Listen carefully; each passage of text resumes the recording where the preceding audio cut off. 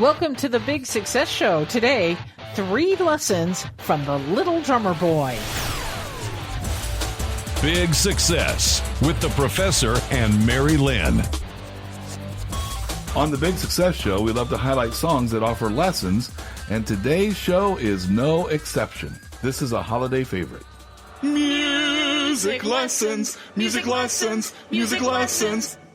Hi, I'm George Kruger, a.k.a. the Professor. We haven't pulled out the music lessons sound in a while. I'm Mary-Lynn, and I don't want to admit that I was singing in that. Well, let's get the focus off of us singing and onto this great song. It's one of our. It's my favorite by far, Mary-Lynn. Yes, yeah, your favorite too. It's the Little Drummer Boy. There are lessons for all of us to learn in this song, so let's review the story.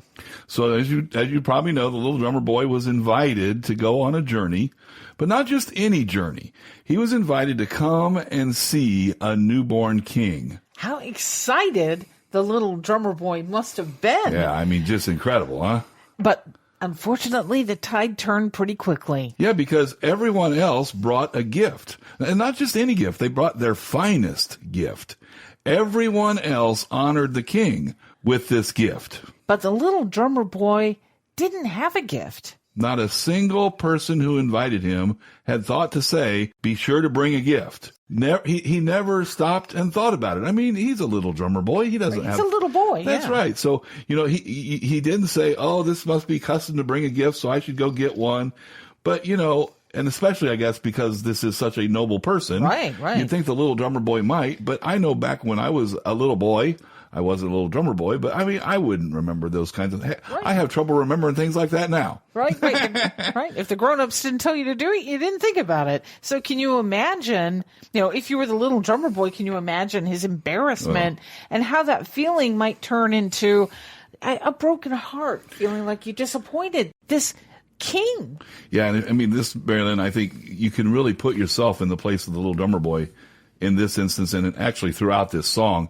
But this is just one of them, man. Sometimes this gets me, and I'm almost get weepy just thinking about how the Little Drummer Boy must have faced some despair. Yeah. Oh boy, I blew it big time. Exactly. So, this was his one opportunity to honor the newborn king. And as you just said, Mary-Lynn, I could see him, and I blew it. So what would you do? Well, from this low point, the Little Drummer Boy acted. So first, he communicated with the baby king, and he found common ground. After all, this little baby was born in a manger. He must be poor, like the Little Drummer Boy. Second, he spoke with humility. The Little Drummer Boy acknowledged that he didn't have a gift fit for a king. But he did not let that stop him. He asked, "Shall I play for you?" And the baby's mother nodded.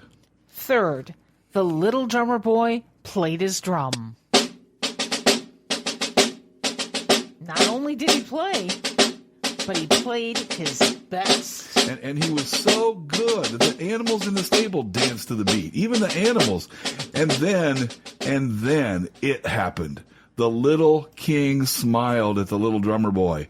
Ah, the joy, the sense of fulfillment, the satisfaction, the elation. Wow, what a great story. As I said, my favorite. I mean, it is such a story, right? And you can just feel it. You just feel it, the emotion that he must have had. Right. Well, and just the fact that the baby smiled when he played, and it puts a smile on your face. Yes, absolutely. So let's pull out the professor's whiteboard for 3 lessons from the Little Drummer Boy. There was a drum in that closet, Mary-Lynn, but I didn't bang on it. It banged on me. Yeah, bang, bang, bang. I'd say so. Well, that's what you get for putting it at the top of that pile there. Anyway, here are 3 lessons from the Little Drummer Boy. First, if you think you don't have a gift, think again. Everyone has a gift. Sometimes humility may get in the way of recognizing the things that we are good at, or because it comes natural to us and because we love to serve others, we don't see it as a gift. Yeah, and so as Mary-Lynn said, if you think you don't have a gift, think again. And if you still aren't sure what you think you should do, talk to those closest to you. Ask them what they think you are especially talented at. Ask them what they think you are especially talented at. All right, 3 lessons from the little drummer boy. Number 2, if you think your gift isn't fit to share, think again. The problem we often run into is we compare our gifts to others, or we tend to minimize what it is that we can do. Your work is essential, from the CEO's office to the mailroom. Each and every one of us fills a role, and a way only we can do it. And remember, the 3 wise men brought gold, frankincense, and myrrh, but it was the little drummer boy playing his drums that made the baby king smile. And so when you find yourself looking at the gifts others have, take an inventory of your own, and you'll find how valuable you are to others. Our 3rd lesson from the little drummer boy is, once you've identified your gift, don't keep it hidden. What if the little drummer boy realized he had the gift, but he didn't share it? A hidden gift is worse than no gift at all. If there isn't a gift, there is no waste. If there's a hidden gift, the power of that gift lies dormant until you shine a light on it. When you share your gift with others, the value of that gift becomes apparent. And you know, Mary-Lynn, as we were coming into the studio actually to record today's episode, I have another point. Okay. A 4th point, you might say. A bonus lesson from the little drummer boy. Yeah, it just occurred to me as I was thinking about the song and what we're going to say about it and that kind of thing. The very first word of the song is come. Come, they told me. Come, they told me. And out of that, I kind of got 2 things. One is, it starts with come, they told me, and then they at the end, it's come, they told me and my drum. And it kind of just highlights the fact that we come, the little drummer boy came as himself at first because he was without talent. He didn't know his talent. And then by the end, the closing, he's coming again, but with his talent, with his drum, me and my drum. He's embraced his talent. He's embraced his talent. Yeah. Exactly right.